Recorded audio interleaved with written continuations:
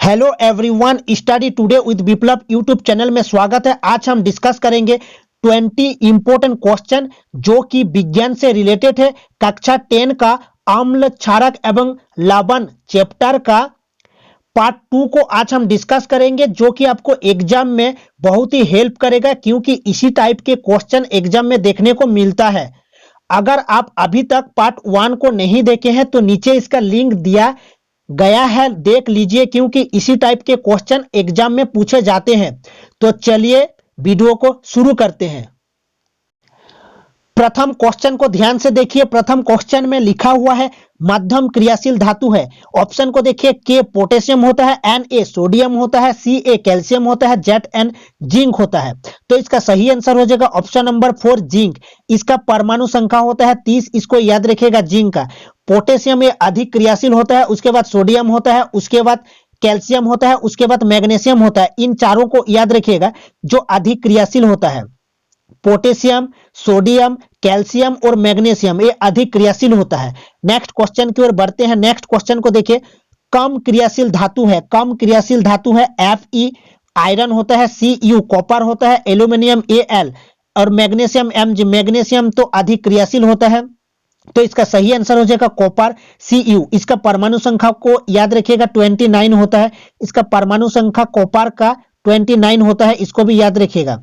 ठीक है, next question की ओर बढ़ते हैं। नेक्स्ट क्वेश्चन देखिए, सोडियम कार्बोनेट का सूत्र है, सोडियम कार्बोनेट Na2CO3 होता है, इसको याद रखिएगा। इसका सही आंसर हो जाएगा option number 1 sodium carbonate Na2CO3। और ऑप्शन नंबर 4 को भी याद रखिएगा, जो NaHCO3 जो बेकिंग सोडा होता है उसका केमिकल नेम होता है sodium hydrogen carbonate. Sodium hydrogen carbonate NaHCO3 होता है, या बेकिंग सोडा भी कहा जाता है।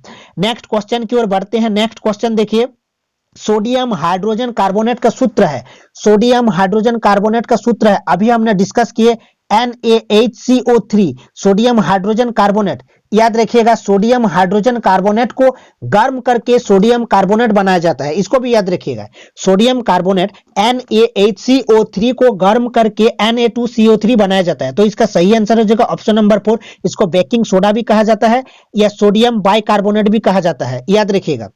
नेक्स्ट क्वेश्चन की ओर बढ़ते हैं। नेक्स्ट क्वेश्चन देखिए, ऑप्शन नंबर नेक्स्ट क्वेश्चन को देखिए, चूना पत्थर का सूत्र है। चूना पत्थर CaOA कैल्शियम ऑक्साइड होता है, CaOH2 कैल्शियम हाइड्रोक्साइड होता है, CaCO3 और CaOH। तो इसका सही आंसर हो जाएगा calcium carbonate, CaCO3 calcium carbonate. याद रखिएगा, कैल्शियम कार्बोनेट को कहा जाता है चूना पत्थर मतलब लाइम स्टोन, चौक मतलब खड़िया और मार्बल मतलब संगमरमर कहा जाता है। तो इसका सही आंसर हो जाएगा CaCO3 calcium carbonate.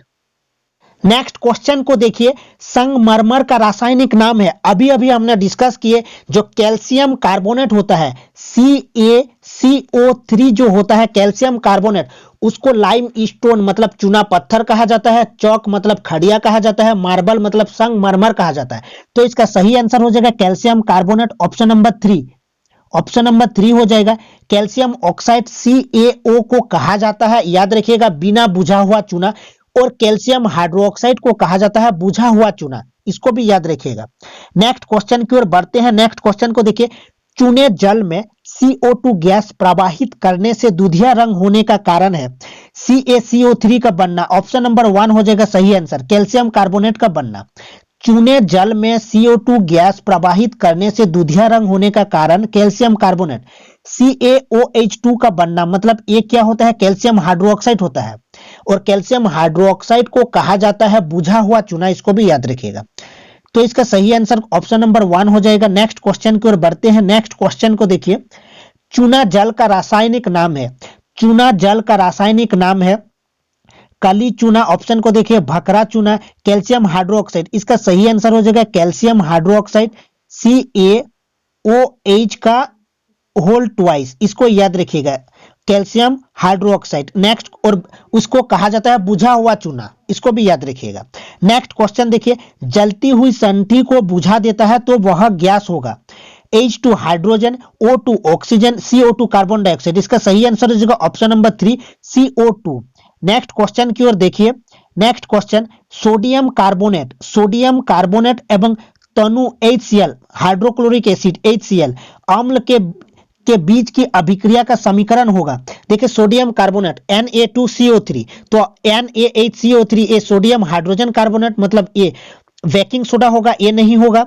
Na2CO3 option number 2 हो जाएगा। Na2CO3 sodium carbonate plus 2HCl, इसका सही आंसर ऑप्शन नंबर 2 हो जाएगा। ऑप्शन नंबर 2 देखिए CaO कैल्शियम ऑक्साइड होता है, ये भी नहीं होगा, तो इसका सही आंसर ऑप्शन नंबर 2 हो जाएगा। नेक्स्ट क्वेश्चन को देखिए, अम्ल एवं क्षारक के बीच की अभिक्रिया को कहते हैं। अम्ल एवं क्षारक के बीच की अभिक्रिया को कहते हैं, ऑप्शन को देखिए विस्थापन, उदासीनीकरण, संयोजन या वियोजन। इसका सही आंसर हो जाएगा उदासीनीकरण। अम्ल एवं क्षारक के बीच जो अभिक्रिया होता है उससे लवण और जल उत्पन्न होते हैं, इसको भी याद रखिएगा। नेक्स्ट क्वेश्चन देखिए, धातु ऑक्साइड अम्ल से अभिक्रिया कर लवण तथा जल बनाते हैं, अतः धातु ऑक्साइड होते हैं अम्लीय, क्षारीय, उदासीन, इनमें से कोई नहीं। इसका सही आंसर हो जाएगा क्षारीय। जो धातु ऑक्साइड होगा वो क्षारीय प्रकृति का होगा और अम्ल से अभिक्रिया कर लवण तथा जल बनाते हैं।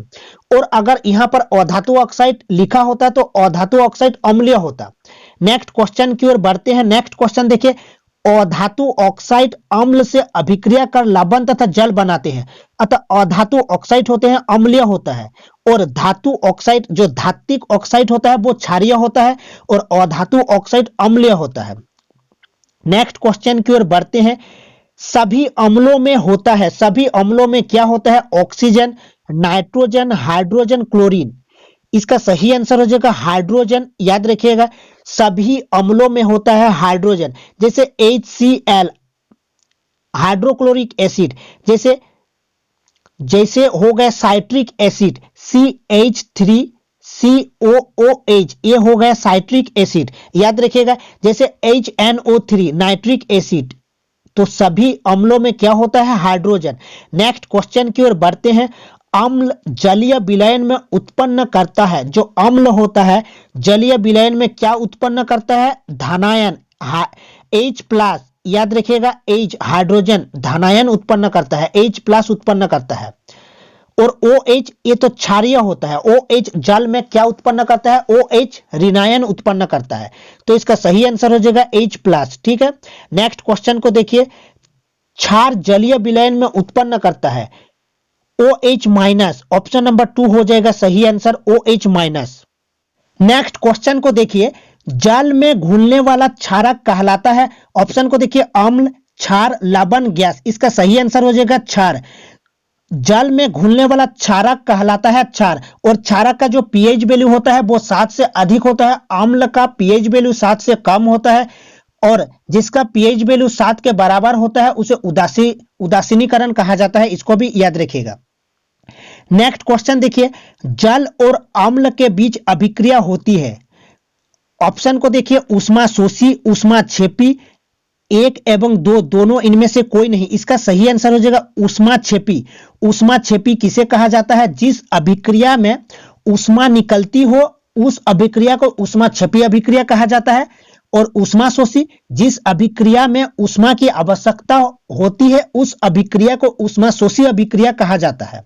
तो इसका सही आंसर हो जाएगा ऑप्शन नंबर 2। नेक्स्ट को देखिए। नेक्स्ट क्वेश्चन में लिखा हुआ है आयन की सांद्रता में प्रति इकाई आयतन में कमी होने की प्रक्रिया कहलाती है। तनुकरण, अणुकरण, बाष्पीकरण, इनमें से कोई नहीं। इसका सही आंसर हो जाएगा तनुकरण। आयन की सांद्रता में प्रति इकाई आयतन में कमी होने की प्रक्रिया को कहा जाता है तनुकरण। नेक्स्ट क्वेश्चन को देखिए। नेक्स्ट क्वेश्चन में लिखा हुआ है अम्ल एवं क्षारक के बीच की अभिक्रिया का समीकरण है। अम्ल एवं क्षारक के बीच की अभिक्रिया का समीकरण है। देखिए कहां लिखा हुआ है अम्ल को देखिए HCl। HCl एक अम्ल है, तो इसका सही आंसर हो जाएगा option number 2 HCl hydrochloric acid होता है।